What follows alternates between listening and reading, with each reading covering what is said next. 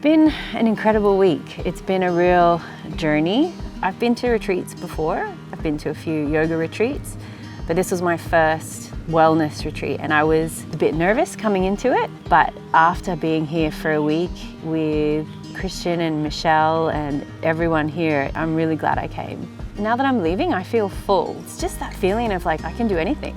I have some amazing new tools about, mindfulness and journaling and meditation and breath, and have put me on a path that I need to be on. This place is just amazing. Like, I've been to Bali before, but I've never done anything like this.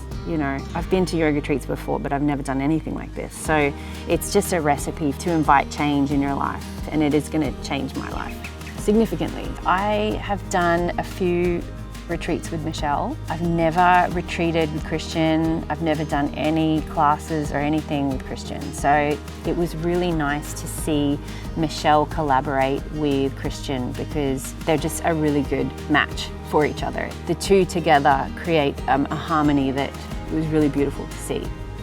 If you're ever questioning whether to come to Bali with Christian and Michelle to connect and to find a tribe of people that are going to support you in ways that you didn't think that you even needed, come to Bali. This is the place to do it.